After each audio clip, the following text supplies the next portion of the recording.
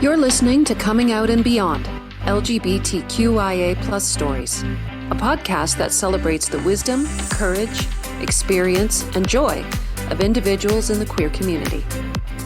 Every week, we feature a guest who has a remarkable story to tell about their coming out and the life they've lived beyond. Now here's your host, Anne-Marie Zansel.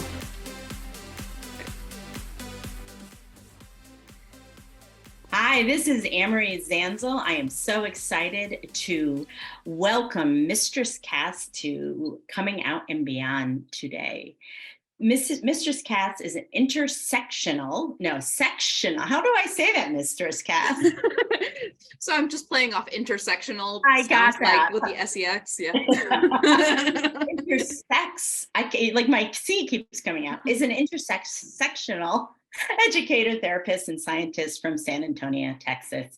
She is queer, polyamorous slut who aims to advocate for sex-positive cultural practices in all settings. She works as a therapist for Respark Therapy Foundation and provides education trainings on various mental health, relationship health, and sexual health topics to diverse individuals and healthcare professionals.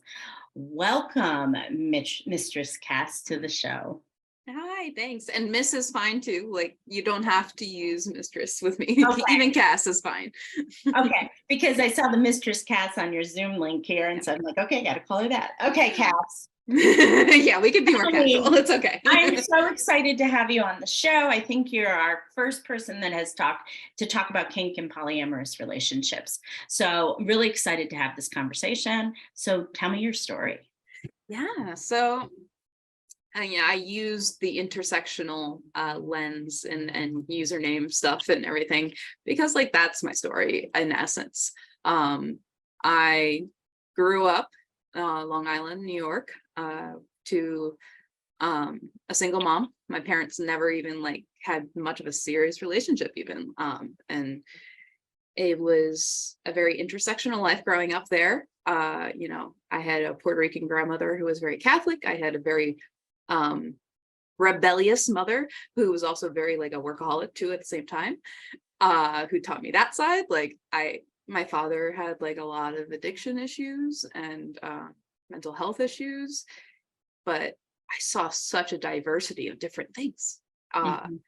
And my mother definitely instilled in me this whole be unique and be you, even if you have to fight people about it, including me. And that kind of brought me up with this okay, I can be whatever I am.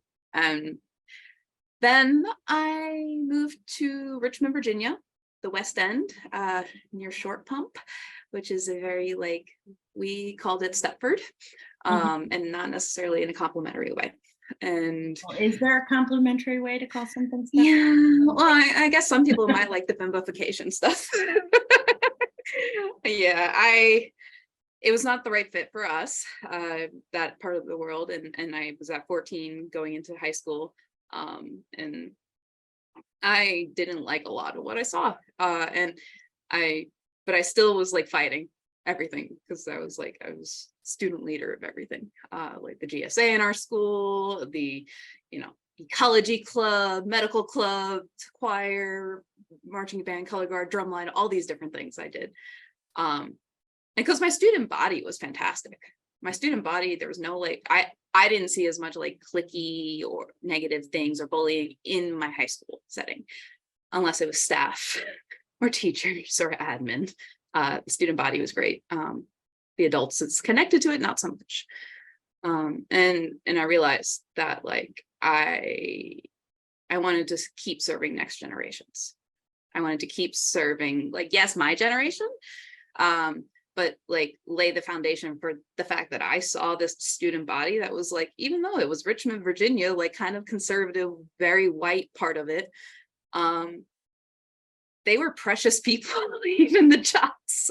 And so I kind of saw that and took that to heart. But I went down more of the epidemiology route professionally first. Why is that? I saw a documentary, maybe freshman biology in high school, on an Ebola outbreak. Ooh, so cool. Yeah, well, I was always a scientist person. That was always a thing, since very, very young. My oldest daughter is a lay expert on the Black Plague, so I understand. Yeah, it was definitely a hyperfixation. And I go through, like, I still have that part of me. I'm still a public health scientist at my soul, though I might use more the label of systems scientist nowadays. And so, I found a school I could do a public health undergrad program at in Virginia, Mary Baldwin, and it was a women's college. And so I got to, experience more of a liberal leaning women's college at the time. It's not a women's college anymore. Now it's co-ed. And, it's been a great transition seeing some of the women's colleges transition to co-ed. I think Mary Baldwin has done it well. But now there's like, I saw all these parts of Virginia and like conservative culture and all these different things. And I got even more invested in public health. And like, I viewed STI epidemiology, infectious disease epidemiology as my way to like help with that at first. Where is Mary Baldwin in Virginia? It is in the mountains in the Shenandoah Valley. So the Stanton is the town. It's very conservative area of Virginia. Absolutely. Yeah. But there's Christians area of Virginia. Yeah. Yeah, and a lot of meth too. Well, that's bad. That's any, rural area, unfortunately. Yeah, unfortunately. But I got to like see more rural culture. I got to see more like, again, more diversity in different ways. Like I actually wasn't used to like white people, even though I'm very white myself. You're very light skinned. Yeah. Yeah, like a white passing because I am Puerto Rican. That's amazing. Yeah. Well, a lot of people in Puerto Rico come from European backgrounds. So I bet your ancestors were most likely from Europe. That reminds me of, because I'm in my old hospice days, I had Puerto Rican people that look just like you. So they're always from European ancestry. Yep. Well, and all these different like things definitely were like, so many people viewed it as discordant to have all these different lenses and cultures and everything like within one person. And to be like working with different ones that are not my own culture too, like with rural health I did for a while. And like I love it. I love intersectional cultural stuff. Even if it's not my culture, I think it's just, culture is a beautiful expression of just humanity, I think. Cas, I know what intersection means, but I don't know if all of our listeners do. So can you talk a little bit about what intersectionality means? So intersectionality is kind of think about the intersections of a street. You have multiple aspects of your identity, multiple aspects of who you are. And you might have like 20 intersections. It might look like a spaghetti bowl highway like intersection.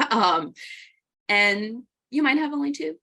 But intersectionality is looking at these different identities that we have and how they all interact with each other, and how they create like a larger person.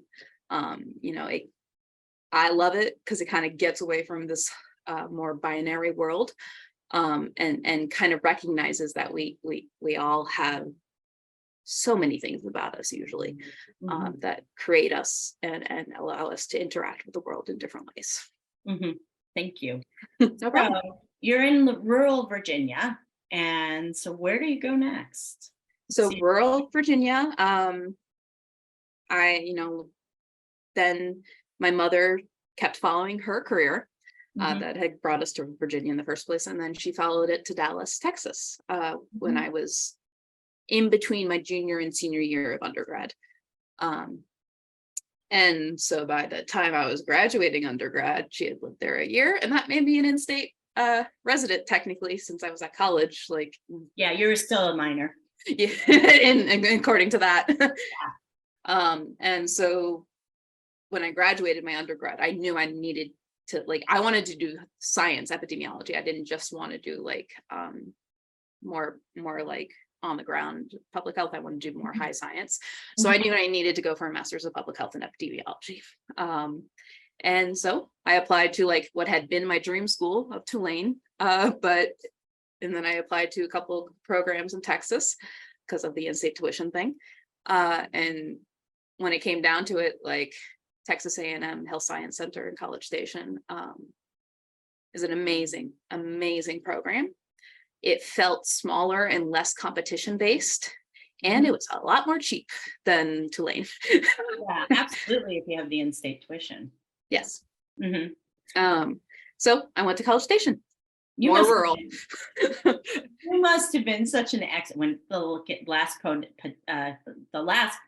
epidemic we've had. You must have been like such an expert. I mean, your friends must have loved you and hated you all at the same time. Wow. I get to the point where I've been an epidemiologist in the health department of Texas for I think I worked for them for about 6 or 7 years overall.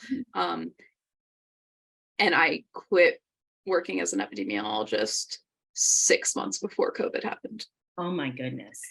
Because I was in school for the counseling by that point. I was going now back for another master's for clinical mental health counseling. And I got to the point where I was like, okay, I'm ready to do this full time and quit my full-time job and focus on counseling now. And the timing was great. I loved it. Like I'm not sure I would have been well suited, like capable of handling the stress of what an infectious disease epidemiologist. And also the challenging behavior of many residents and lawmakers within the state and federal governments. And I'll just leave it at that. Yeah. I mean, that would have driven me insane if I was a professional person doing that type of job. So I'm really glad like the timing worked. Yeah, the universe worked. So you go back to be so curious, why did you decide to go back into mental health counseling? Mostly because I'm following my public health heart. And like part of that is also, being raised so sex positive and so like authentically. Being in public health, especially I was more in the like tuberculosis realms. I got to really see the struggles of marginalized populations and the sick. Because not all tuberculosis is like a marginalized population. A lot of it's white in this country and very like who you wouldn't think. And so I saw these people, they're struggling with an infectious disease and like the medical side of that and all that. But what I saw ignored most during their treatment was their mental health needs and general wellness needs. I understand. And also I'm good at spreadsheets. I'm good at epidemiology, but like I wanted to be talking to people more. I wanted to be connecting with people more. I was a little stuffed behind a screen and a spreadsheet, like all the time anyway. Like I still like doing that as like a hobby, but So I've known you for 23 minutes and I can't imagine you behind it. Yeah. On a computer and doing a spreadsheet. I honestly this is not a spreadsheet kind of girl. I find data fascinating. I love data, but data informs me. It's not where I live anymore. So I'm going to assume you work with younger people because you said you've always wanted to, like you realized in high school that you wanted to work with the next generations, of course your own, but it sounds like is much of your practice with younger people? Not currently. So, and that's partly a protective measure. I work with adults, young adults, like, a lot of people in their 20s and 30s usually is where I tend to end up working with people. But because of like the 180, not 180 even of like just sex education in Texas and how troublesome giving basic sexual education to a kid is and like not even if I was in the counseling room with the kid, more just like if I was an educator, a parent hired to like do or something, there would be lots of problems from other people's perspective. And it's a self-protective measure not to really work with kids right now. And maybe if I move to a different state or things change, or if I don't maybe do counseling, maybe I'll open up to like doing more like education for kids at some point. But right now I work with adults, and I do a lot of like helping the next generation of polyam and kinksters be consensual and be healthy and happy in their 20s. So do your clients seek you out because of your knowledge of polyamory and kink, or some of them? Okay. Some of them just want I am a sex therapist and specialty. So some of them come for just sexual trauma reasons, sexual disorders, or couples that just want like a more sex positive approach in their regular couples therapy. We're gonna just go veer off just that's okay. So many times in older, I'm in some groups of women that are like 50 plus and stuff like that, and they're mixed, gay, straight, they're more like, they're just like that. And so many of the women are like, my sex life with my husband is terrible. We've gone to this and that, and it's always the woman's fault. Always the woman's fault. So have you ever considered maybe you're not straight? Comment, which is very, very, for some people that's true. Yeah, for some people that's true. Why, when people are, maybe I'm just naive, when people are really struggling to connect with an opposite gender partner when they identify as female or male, or like to have real pleasurable sex with them, why doesn't anybody ever suggest, maybe you're not straight? I'm just curious, like, why isn't it like, we got to fix this, we got to fix that, we got to fix this? Why don't people suggest anything like that? So, we might be getting more and more people that will suggest it, I think, nowadays. But it's usually not going to be the mental health clinician they're seeing. Usually we might, if we feel the client is like, they've expressed some things that are like green flags for that, we might explore topics in that realm that allow them to come to that, saying that themselves in therapy. Yes, right. Because unless a client says like, I wonder, do you, like, if a client asks me like, do you think I could possibly be like whatever, gay or straight or whatever, I'll answer honestly. I'm not the therapist that's going to be like, I'm talking about the sex therapist though. Yeah. Well, I'm not talking about, the horror stories I've heard in the queer community around therapy it's unbelievable. There's a lot of bullshit out there. Yeah. And so I'm really talking about your average sex therapist. Why isn't it's like to me, it seems so obvious just to make that suggestion, or maybe again, naive. We have I'll talk a little more specifically about someone who maybe comes in, say, with a self-diagnosis of sex addiction, for example. Right. Okay. I belong to an alliance that is within ASECT, which is one of more national organizations on sexual health and wellness from a sex positive lens. My alliance is very much more about the fact that sex addiction is not a valid scientific diagnosis. And it is not sex doesn't match up with the addiction model. And the addiction model isn't great in the first place.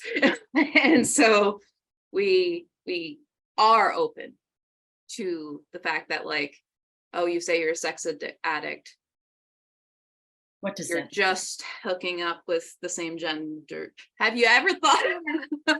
You then in our lens, we are more likely to bring that up because a lot of the sex addiction models are kind of homophobic. And there's even some of them that say like the only valid sex is in a heterosexual legal marriage. So we go away from that. We if there, you know, like sex addiction is, you know, sometimes we'll call it just this like compulsion kind of thing, or it can be, you know, anxiety, it could be OCD. There's usually another reason, not that it's a classical addiction. So tell me about polyamory. Do you practice polyamory? I do. I Okay. do. Right. I am one of those lifelong orientation polyamory people. That's not everyone who's poly, but for me that is. What does that mean, orientation polyamory? So you know, I'm not the type of person who would say polyamory is the same thing as like sexual orientation. I call it a relationship orientation. And there's different relationship orientations out there besides polyamory and monogamy. There's many, but in general, orientation is part of who you are. Like you can't like consciously change it. And we change over time sometimes. Yes, that happens. People are different from, you know, who they were at 10 to 40. But orientation is more just, it's a big part of you. It's a big part of your identity. And it's not something I could just like do without. Okay. So you've been always oriented towards polyamory. Yep. And so first of all, give us a definition of polyamory. Polyamory is a form of consensual non-monogamy that values love and deep connection relationships. You know, we tend to be sex positive and like maybe we slut it up, but it's not about the sex usually anyway. It's more about, you know, the connection of love. Because polyamory is like a mishmash of the Greek and Latin of, you know, many loves. And so, you know, you could be asexual and be poly too. So like, it's not always about sex. Okay. So so more, what I'm hearing you say is more about the romantic relationship. Yep. For the most part. For the most part. Yeah. But there are some people that it may be other, you know, it may just be about the sex and stuff like that. Or it could be really deep platonic relationships too, like, you know, the old-fashioned Boston marriage kind of thing. Actually, I know the history. We have a Boston marriage on our street, believe it or not. Or they claim they are. So when somebody, first of all, I have to ask this question because it's not leaving my brain. What do you mean by slut? When you say that? I find my power in hoeing it up sometimes. I find my power in my sensual sexual nature. It's not always sexual, sometimes it's sensual too. Is your slutness, for lack of a better, is that separate from your polyamory relationships, or people in relationships obviously know this about you and are like, they're like okay with that? Yeah. So I may, you know, be more of a slut in a physical sense at times, but I'm also just like a slut of the heart and the brain. Like I love passionate energy in general. Like that's kind of why I use slut so freely for myself too. Like I passion. But it also is like a reclamation of a word that has been used, like slut shaming. Yeah, you know? I'm all about bashing stigma of different labels. That's why I love you using that word. I'm like, well, what does it mean for you? Yeah. For me, it is a powerful word. It's not for everyone. And there are words that I don't find powerful for me that are more powerful for my best friend. And that's okay for them to find the power in that word and me not. But I like it because like, I am just so passionate about relationships in general, not just the sex physical side.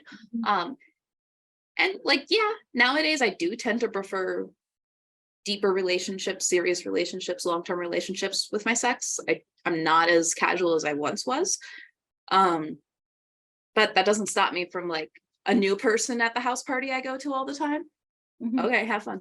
Like, and my partners and I negotiate that, talk about that, Mhm. discuss that, the risks that might happen, the rewards that might happen, all that kind of stuff.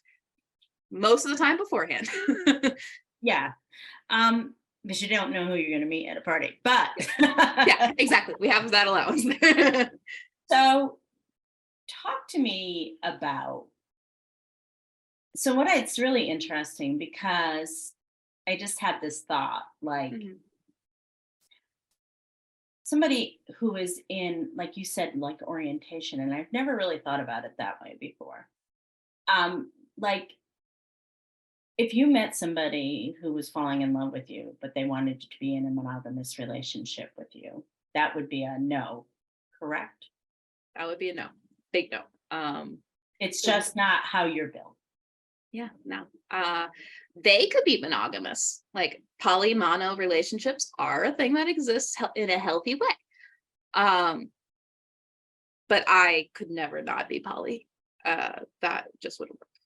I would be really curious about how a polymonogamous relation. I'm curious, how would that work? Because whew, I just can't imagine. Yeah. I'm very monogamous, so that it's just not who I am. Yeah. But like, yeah, but like, how does that work? You know, I mean, like how like I guess this would be like, you know, how does a polyamorous relationship work? I think that's probably a better question. Like, how does it work? How do you have these real, I'm sure, really challenging conversations because we're all human. And Hmm. I mean, I think the biggest thing for me why it wouldn't work is the jealousy factor. That's fair. Yeah. Yeah, Like, yeah. and so polyamory can work in a variety of different ways. Okay. And every different unique person has a different style. Mhm, And then when you start adding in all these different styles into one like large relationship or small community that's very enmeshed or whatever, you tend to get like, we're all going to be different, and you have to kind of extend some grace to people that like, and educate yourself on possibilities of risks, possibilities of rewards, all these different things. Do the homework about like communication mhm, and feeling comfortable, like being an autonomous, willful individual with your feelings. mhm, But not so much that like you're suppressing someone else's feelings at the same time. mhm. And it's hard, it is, but a lot of the skills you have to learn for polyamory, like lifestyle stuff, is they would be helpful for a lot of mono people too. Absolutely. So what are the risks and rewards?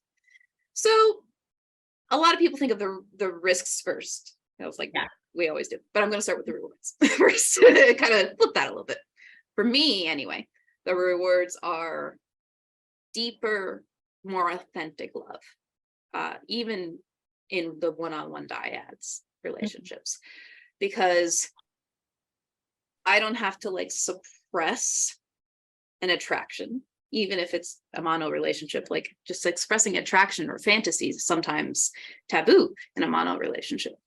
Um, and so like the fact that I don't have to suppress that, I can be fully authentic in my passionate self. Um, and with them too. Like a lot of the time, the issues that come up in mono relationships is the assumptions we have about our relationships. Like the passive assumptions that we haven't discussed with our other partners and everything. And the difficulty is you're going to run into those assumptions in polyamory. You're going to run into them face first and break your nose if you don't do the homework first and discuss these things like in depth. Then it will be a little bit of a shocker on you when you do run into these different risks of like emotional, like hard things, because we're not like raised in our society to Be polyamorous, yeah. well, and just be emotional and let Oh, yeah. that be like a healthy thing, to like be authentic and vulnerable and stuff with people Mhm. in a responsible way. That's not normalized in our society in general. And so that's the hardest risk, is like facing that, like how that. Yeah. The vulnerability and saying what you want and what you need, and also listening to somebody.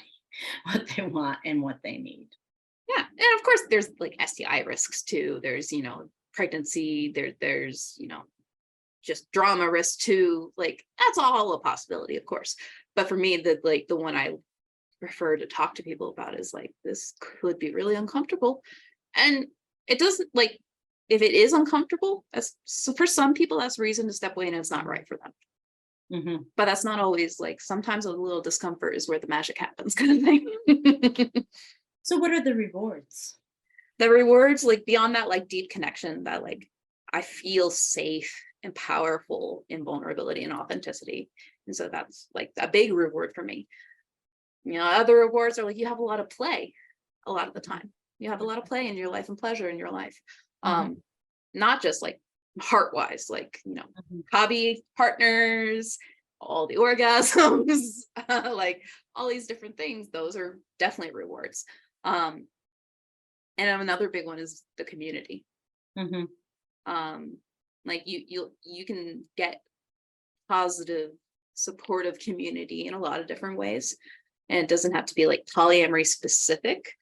It might be a running group or a burner group. They're very poly heavy. Those communities, like, it brings back this old tradition of like takes a village kind of thing. And yeah, absolutely. And that's a big reward. So polyamory isn't also, I mean, it doesn't mean that the 3 or 4 people are all in relationships. There may be various relationship patterns within the relationship of 3 or 4. What's the difference between open marriage and polyamory? Yeah. Because So I've always defined open marriage as like, I'll let you define it. Go ahead. Yeah. So like it is for any label, people might define this differently. But usually I see open marriage is more monogamish. Like an open marriage is more, you may have a sexual relationship, maybe even a deep platonic relationship outside of your marriage, but the marriage comes first, and they can't, have certain like relationship status things, and there's a lot more hierarchy to it. And also too, I would assume that if the relationship comes first, there's a lot of permission given, versus this is and harder boundaries. Yeah. So you keep talking about homework. What's the homework? Okay. Before Cas came on, I was talking to her about later in life my later in life women that I work with, that a lot of times they go, and when they're starting to explore this, like their sexuality, they go into open marriages, which pretty much sounds how you defined it. Or sometimes they define it as polyamory, although there's a lot of confusion, like, because basically they're having a relationship with a woman and there's no other, so to me it's minimizing the women loving women relationship, honestly. Oh yeah, that's what I say on the podcast. No, dating woman's not a threat at all. I know. People, because I always say that, because like when you tell your wife, if your wife thinks she may be a lesbian and you tell her to go explore and she ain't coming back, dude. I'm telling you, she's not. Fair. So anyway, I was saying that there's a lot of confusion about that. So, but let's say like a couple is really thinking about doing this. What's the homework? So the homework is really like getting in touch with those assumptions I mentioned earlier. Because like you don't have to run into doing the activities, the behaviors of poly right away. You can start exploring the concepts of it by reading the books that are popular in the community. There's podcasts too. You go get therapy from a polyam or CNM kind of person, therapist. But it's more about facing the already established assumptions in your relationship about romance and sex and pleasure and all these different things, power even, and getting in touch with that stuff in your life. Because if you don't get in touch with that stuff in your life before you start, it's going to blow up. Yeah. And some of and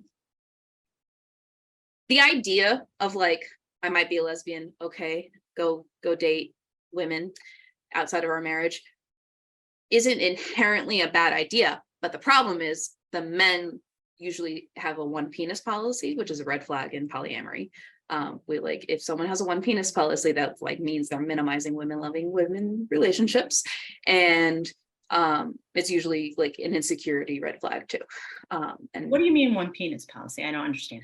so one penis policy is the straight passing marriage, where the guy says the woman can date, but can only be with and have sex with him, the one penis.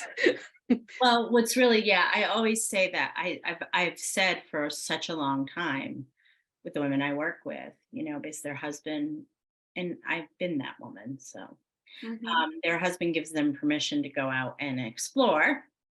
And I say, well, the thing with that is that inherently that is pretty misogynistic and patriarchal, because they would never tell their wife, if their wife was thinking, hey, I think I want to go See other men. they see other men, they would be like, don't go. That would be an absolute deal breaker. But we do not value women in our society. So when a woman goes out and has sex with another woman, it is seen as less than. Yeah. And Kind of bullshit. Yeah, it is bullshit. And so in my experience in the later in life community, I find that people who come from monogamous marriages, I often see it in the framework of grief, and I see it as bargaining, because they're trying to keep something afloat that oftentimes, because of the partner's sexual orientation and a need for a like outlet. Yeah. And also too, a lot of people, like in the beginning when I came out, like it wasn't about sex for me. Like, yes, sex was a byproduct and it was amazing and the best sex I ever had in my life. But it was more about having a relationship with somebody, and having like in a romantic relationship. And in fact, when I was with my ex-husband, he would say to me, Amory, if you want that, you need to be with a woman. I can't give that to you.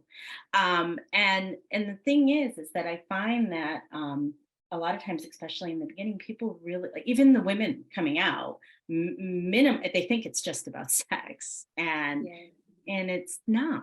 And it's not. And so what I found is that a lot of times people, like, I find that typically when people come from a monogamous marriage, it is very difficult to move in to either an open marriage scenario or a polyamorous scenario. I have found, maybe like this, no scientific data behind this, but just my own experience, probably 10% of all those relationships work.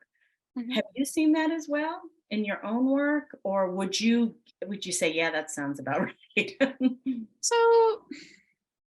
I think it's getting better.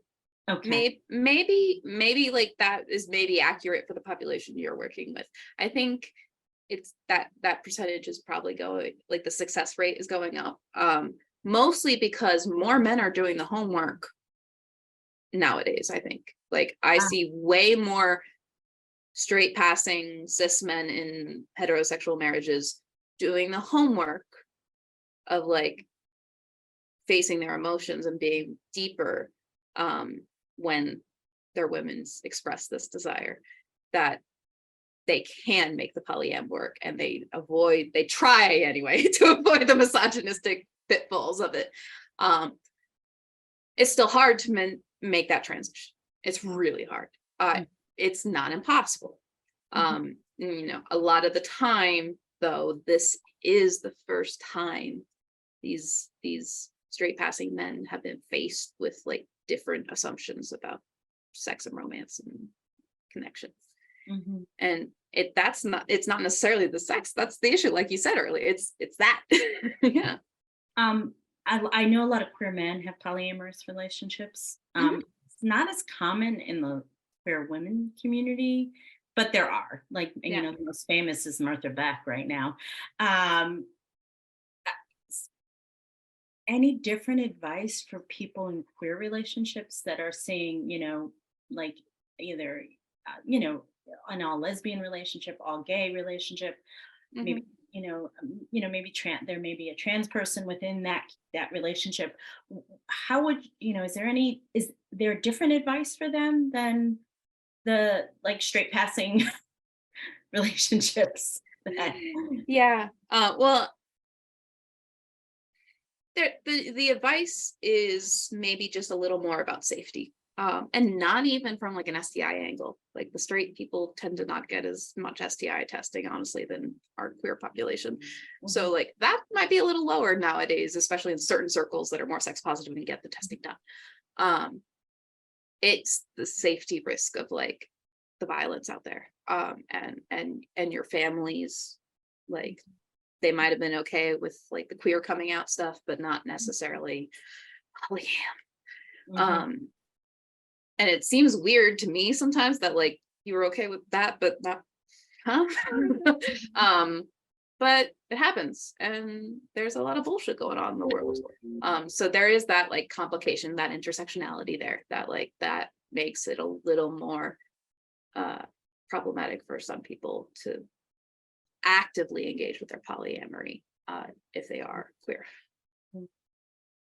So you are fascinating. You have a lot of information. We're going to have to do a part 2 with the kink, because we are now on we're at like 45 minutes, and I would like to go longer than that. But I would love to invite Kat back to come to talk about talk about kink. and if Cass, if anybody has any questions or wants to seek out your guidance, how do they find you? So I am Mistress.Cas on IG, Instagram. Yeah, I am intersectional with the X instead of the C on YouTube. My email is boldlycassandra@gmail.com. And I'm also out with my my maiden name, which is for counseling and everything, which is Casandra Jones as well. So you can find me under all those. So did you ever come out? I like that you phrase it like that. Not really. Yeah, I didn't think so. Yeah. But did you have a song during that time period of your life when you were exploring those things that really, really stuck with you? So like I am a millennial kind of solidly, and so I definitely, of course, growing up in New York, like Born This Way was the whole thing at that time. They like right around that time. Though like I was trying to think about like which ones were more, but like it wasn't necessarily like a coming out anthem kind of thing. It was just like made me feel feels. Yeah. But like nowadays, like I really have like embraced that passionate slut thing, and so now like my coming out song anthem kind of thing is Strut. Sounds about right. Yeah. A book or a movie that really changed your perspective on things? Herman Hesse's Siddhartha. It's a nice short book, and it's not the true story necessarily of the Buddha, but it is a look at walking the different paths of life and how they all interacted to help this man achieve enlightenment. It wasn't just being a monk or whatever. It was being a slut for a while, being a merchant for a while, all these different things. And I think that was such a valuable perspective for me to see that like all our aspects bring us closer to health, happiness, enlightenment, whatever your goal is. Yeah. Just quickly as an aside, if somebody's listening to this and like they're like, this polyamory sounds really interesting, or the way Cass describes herself, that sounds like me, like it's my orientation. Where's a good first book to start? First book. So if you are more sex positive, I would go for Ethical Slut. That's a great. I know that book. Great book. It's a great book, even if you're not polyamorous and you just want to like understand sex positive culture and polyamory. Great book. Another resource though that's like more current and does active stuff, new stuff every like day is Multiamory. They do some good stuff too, and that's more podcast YouTube. It's a podcast. Okay. Yeah. Great. How do you describe your life now with where you are? I do use the intersectional label. Like that is definitely something I try to do. Like it's that multiculturalism. Mhm. But for me personally, I've gotten to a point of synthesis, I think, in who I am. Like looking at all my different identities and understanding that they're not in conflict because they're all part of who I am. That has allowed me to have a lot more power and purpose-driven power. Like that's where the power comes from, is feeling that purpose-driven. And because now I'm able to like work in sex therapy and everything now, it's like I'm fulfilling that, like that inner power I had, and now I can express it a little more. It's really been nice. Well, Mistress Cat, I keep calling you Cat. It's Cas. My apologies. Cas. Mistress Cas, it's so nice to talk to you today. I'm going to definitely do a part 2. A lot of times people are super interested in kink, but they're too embarrassed to ask. So let's give them the info. The info that they need. So thank you so much for coming on the show today. Thank you. You've been listening to Coming Out and Beyond, LGBTQIA plus stories with Anne-Marie Zanzel. New episodes of the Coming Out and Beyond podcast drop every other Friday. You can tune in at Apple Podcasts, Spotify, Google Podcasts, and at annemariezanzel.com. Be sure to hit subscribe when tuning in so you never miss an episode. And for more resources, articles, videos, and a free downloadable guide for coming out later in life, visit annemariezanzel.com.